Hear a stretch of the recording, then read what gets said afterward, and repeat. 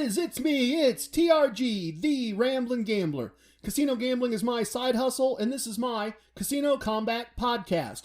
Episode 20 starts as soon as I do the important part.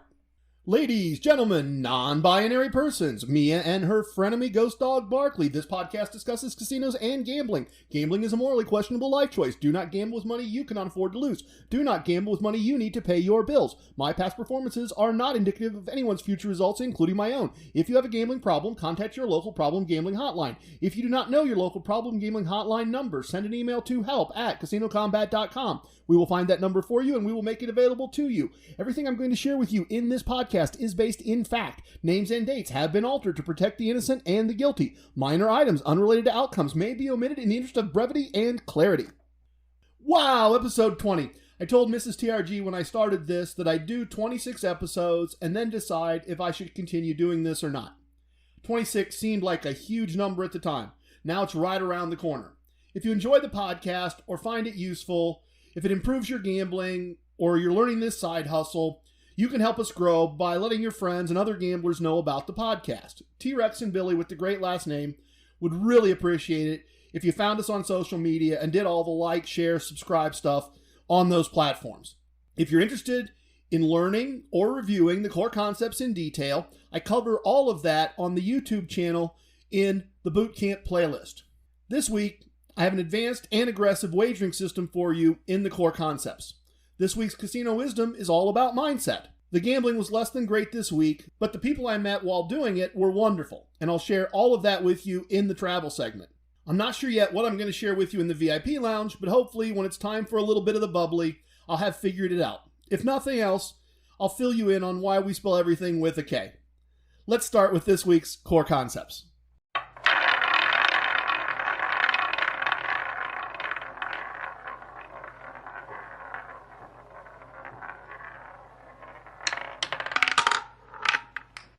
One of the core concepts of Casino Combat is having a bankroll of money you can afford to lose that is large enough for the bets you're going to make.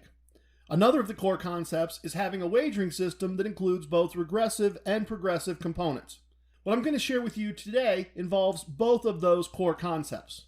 This is an idea that the Walking Wikipedia and I discussed a couple of years ago and that Gabriel and I have sometimes used since then. Let's call it TRG Wagering System 3, Meta Martingale. Fair warning, this is an aggressive and therefore higher risk wagering system than what I've shared with you in the past. If you're just getting started, hold off on this one for a while. And I suspect that if you're an experienced gambler, I'm just putting a label and some structure on something you've already tried for yourself. As always, I recommend planning this before you get to the casino, not after you get started. So the first part of the Meta Martingale involves your bankroll. In previous episodes, I've talked about TRG Wagering System 1. And for that, I recommend a bankroll calculated by multiplying your planned minimum wager size by 10 to get your table buy-in, and then multiplying that amount of money by 3 so you can buy in at 3 tables to get to a profit. So for a $10 minimum wager, your bankroll would be 10 times 10 times 3, or $300. For Meta Martingale, the calculation is different. It is the planned minimum wager times 10, plus the minimum wager times 1.5 times 10, plus the minimum wager doubled times 10. So for a $10 minimum wager, we have 10 times 10 plus 15 times 10 plus 20 times 10. So for TRG Wagering System number 3, Meta Martingale, your bankroll needs to be $450. So clearly with a different bankroll calculation, I'm also planning on making different bets. Or I should say, I'm planning on possibly making different bets. Here's how the play and wagering part of this approach work. I go into the casino. I find that $10 blackjack tables are available with decent rules, or that there are $10 baccarat tables available. I buy in for $100 with a goal of winning $100 and leaving with at least $70 in profit. I'm going to make the same progressive and regressive wagers that I outlined in TRG Wagering System 1. And just as in TRG Wagering System 1, if I accomplish that winning goal, I leave the table. And if I'm not on an overnight trip, 99% of the time, I leave the building and go on with other parts of my life. On the negative side, if I lose 3 or at most 4 wagers, I'm leaving the table. But I'm not leaving the building at this point. I'll take a break, then find another table. Now I'll buy in with $150, and my starting unit will be $15, not $10. I'm applying the same regressive wagering techniques that I've discussed with you multiple times to the entire gambling session, not just the table. I'm increasing my bets to cover my previous losses. I'm going to wager with this $15 unit using those same progressive and regressive wagers. And I'm not changing my win goal. My goal with this larger bet and larger bankroll is still to get to the point where I have $100 more than I entered the building with, and leave the building with at least an extra $70 in my pocket. The idea is that it's easier to win back the money lost at the first table and a modest profit with a larger bet size. Now, I suspect the rest of this is obvious, but let me move through it quickly. If things go well, and I don't accomplish the win goal, I leave the table when I've lost 3 or at most 4 bets. Again, after a short break, I'm going to make a decision and find another table. And the decision is this: if I won enough at the second table to cover the losses at the first table, but not enough to reach my profit goals, I drop back down to a $10 unit size and try to get that profit. I'm going to keep my risk as small as possible with a decent chance of accomplishing my goal. If I lost additional money at the second table, my unit size will increase to $20 at the third and final table, with no change to the profit goal for the day. So there you have it. TRG Wagering System 3, Meta Martingale. Regressive wagering concepts applied to the entire casino visit, not just to the wagers at one particular table. It takes a little more risk, but it gives you a better chance of getting out with a win for the day. Just make sure you're funded properly before you try it. Let's do a moment of casino wisdom.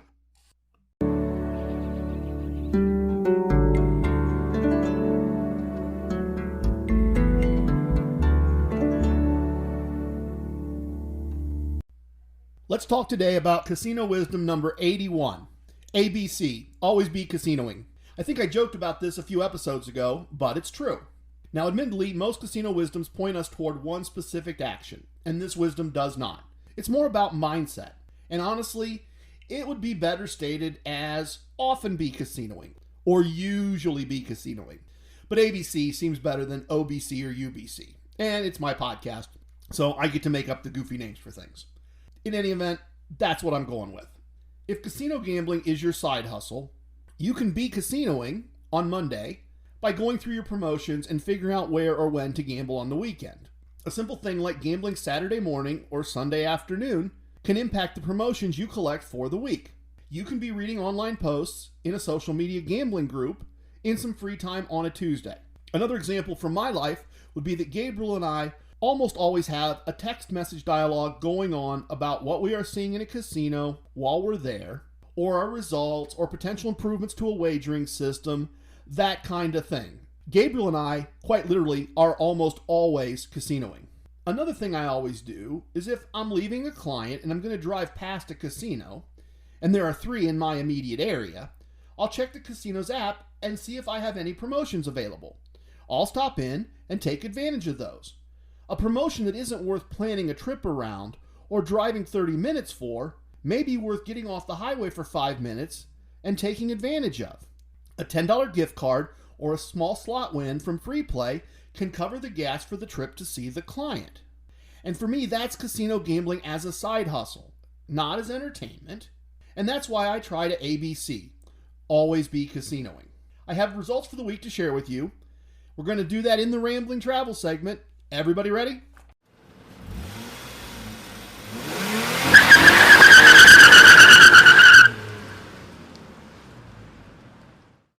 Early in the week last week, I went to my local casino for a free gift and a free bet and some free slot play. Yes, $3 free slot play again. So fun.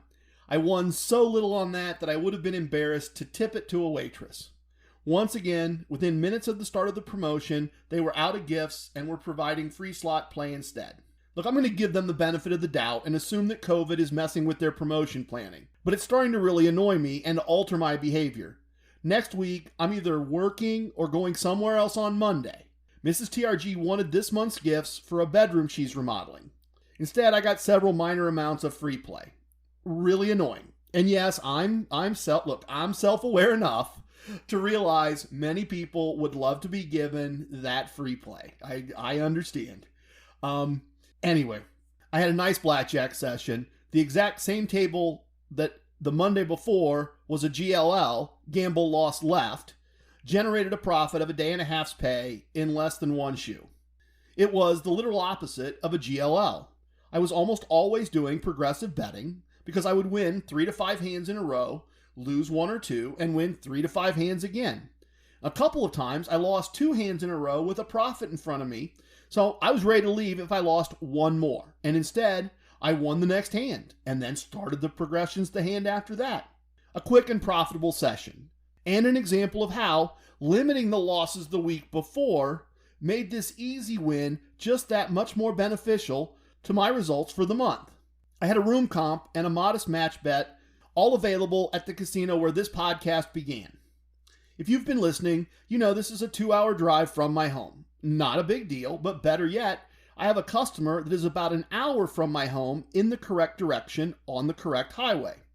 It was easy to do my work until just after lunchtime, and then drive the last hour to start the side hustle.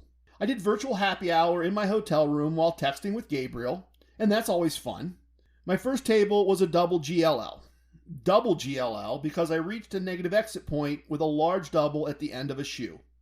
I was going to change tables and buy in again, but that seemed pointless since the cards were going to be shuffled. New cards were the same as a new table in my mind.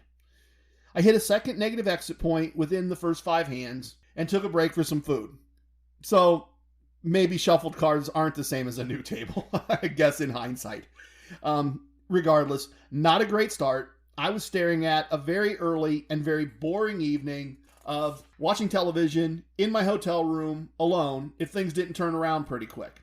So after that food, the next table generated a modest profit and kept me in the casino and away from the television. And then something really great happened. I joined 2 other players at a table where the cards were being shuffled. I quickly became acquainted with Magnificent Mike and his magical wife. And I'm doing her a disservice here, and I apologize for that. We were so busy having fun that I didn't get her name in my notes. I feel really badly about that. They were fun people. We were winning more than we were losing. We were doing all that great stuff that happens when things are going well in a casino. We were cheering and fist bumping when we won. We were singing along to the music that was playing. We were doing the Thriller dance when the song came on. We're generating tips for the dealers and we're ordering free drinks. Just all that great casino stuff. They'd been to Vegas in July, so I got to hear a little bit about that from their first-hand experience. Magnificent Mike fairly quickly asked if the vest was specifically for going to the casino. And I said, yes, it was. And he said, I thought so. I get it. It makes sense. Like recognizes like, I guess. Look, to digress quickly, because not everybody listens to all these episodes, a couple months ago, I started using a photography vest as a casino organization tool.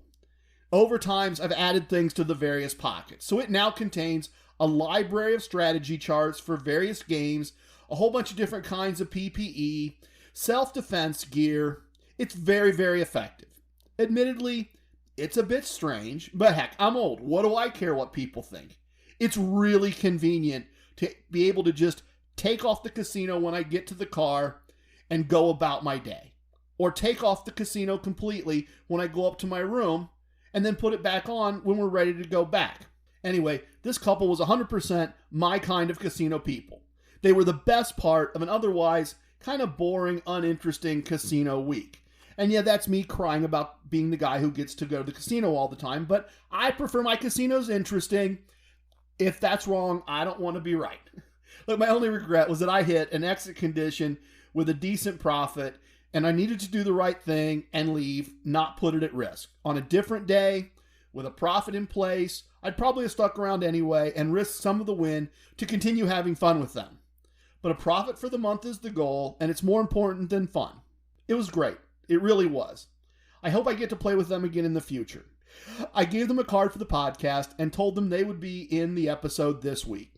I hope they are listening. I really hope they are listening. Guys, if you are, it was really, really fun. And you know my real name, which makes you part of the inner circle. So thanks for a fun evening. Be aware of your responsibilities. I finished the trip with a loss of almost 2 days' pay. More than I won earlier in the week. And enough of a loss that combined with last week's small loss, if I don't have an offsetting win early next week, I'm going to need to pull some previous wins out of the envelope in the safe before Mrs. TRG and I travel for Halloween weekend. I'm not sure, but I may actually have a small loss and spend this month when I recap things next week. If you want to find out, join me next week for episode 21, because among other things, I'm going to recap the month, lay out the wins and the losses, figure out what they are, look at what we got given, and then see how things finish up. So join me in the VIP lounge. I'm going to toast Magnificent Mike and his magical wife and share a couple of quick stories to wrap things up.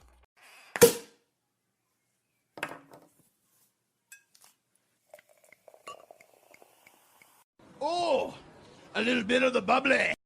Welcome. Hey, Handcrafted Pop has been restocked, and we have artisanal soda as always. I've also made sure that we have sparkling as well as still water. Big mistake on my part, folks. Should have nailed that from the beginning. The barback brought in a high-quality scotch, something I normally don't get my hands on here. So somebody made a mistake, but if you're a scotch person, help yourself. It's a treat. That's probably what I'm going to do. So I kind of wrote myself into a corner here, didn't I? I wrote at the beginning that I'd figure out what to talk about here by the time I got to the end. And now here we are at the end, and I need to figure out what to talk about. Look, we've been joking around about this K thing a little bit. I mean, it's been part of the podcast from the beginning. I told you there was a financial incentive at some point in the last few episodes without really explaining myself. So let's use the VIP lounge, this kind of ending time among friends, and talk a little bit about why we spell combat with a K. When I'm figuring out this podcast, trying to decide if I'm going to do it, I'm playing around with different ideas and names and just all that kind of stuff in my head.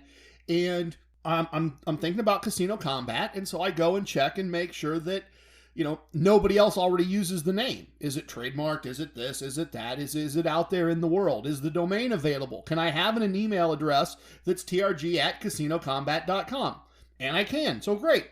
Keep doing the planning, reach that point where it's time to step in and it's time to do it. And Mrs. TRG and I have talked about, okay, I'm going to have to buy a microphone and I'm going to have to pay for this domain. I'm going to have to pay for an email address, and none of it's a big deal. Domains are cheap, like $17 a year, if not less. So I decided it's time. I'm going to do it. I'm going to go buy the domain, create the email addresses, do all that techie stuff that I do for my customers, and we'll be off and running, and we'll get started with this thing. And I go to buy the domain, which I had not tried to do yet, and I find out that instead of the $17 a year I was expecting, that the first year is going to cost $2,134 and the $17 a year for the first year. It seems, unbeknownst to me, that casino is a premium word, and you have to pay a premium price to own a domain with the word casino in it. So I thought I'd get real clever and go buy the domain somewhere that I don't normally buy domains for my own customers. And they all charge a premium price as well. Some a little less, some a little bit to a lot more, but all way more than the microphone domain price I'd pitched to Mrs. TRG. And an amount that she was not just going to let me get away with without a discussion. And I didn't want to rewrite things, and I didn't want to rethink things, and I didn't want to change the script outlines I'd written. And so I looked for Casino Combat, with combat spelled with a K, and it was only $17. And that was a pretty easy find replace, pretty easy thing to swap out in the script. I added a bunch of places, probably in hindsight, too many. I probably annoyed you with it at the beginning. Heck, maybe I still annoy you with it now. I don't know. But the word processor changed all the spellings. I started spelling concepts with a K. Now we spell boot camp with a K. And it's basically because there was no way I was going to launch this podcast with a $2,000 domain. As I said, for financial reasons. I hope it makes it fun. It's part of things now. I know that when I'm talking about this with people, sometimes I'm in a casino and I get talking to somebody and I say, oh yeah, I'm part of this podcast. And they'll go, oh, what's the podcast? I'll go, oh, it's Casino Combat, but we spell combat with a K if you're looking for it. The other good part of this is that now if you put it into any search engine, we're like the whole first page, which is all good stuff from a marketing point of view, at least according to my marketing-oriented and very brilliant youngest son. So that's why we spell things with a K. I kind of feel like I owe you one more here. This one happened, true VIP lounge story. Once again, told it a bunch of times. And So the casino that I'm using now is kind of the base casino for everything. The first one that we went to used to have this great high limit room kind of off from the main casino, not on the main casino floor. Some couches and some hanging out areas and its own bar and its own bartender. And used to go down there every week, basically. And so I'm doing that, and I'm playing with two other guys that I'd met there on a couple different occasions, and we're just hanging out and having fun and trying to win some money. And this older lady comes in and joins us and sits down, and that's great. And a hand or two later, she calls the floor person over and says that she'd like to get some food. And he says, "Oh, okay, sure, Mrs." I have no clue what her name was in hindsight, but he says, "Okay, sure, yeah. Let me get you a comp written for the steakhouse, and they'll take care of you." And she says no, she doesn't want a comp to the steakhouse. She wants a comp to the steakhouse, and she wants to eat here, and she would like someone to bring her a menu and a waiter. And he says, no, we can't do that. You can't eat here. We'll get you set up. And she's insisting, and he's trying to politely tell her no. And I'm thinking, this lady must be a pretty big deal if she's turning down a comp to a restaurant where, two people's like $200-300. So she must be pretty important if she's saying no, that's not enough to make her happy. And I found out later that her husband was a real big deal, a real big player.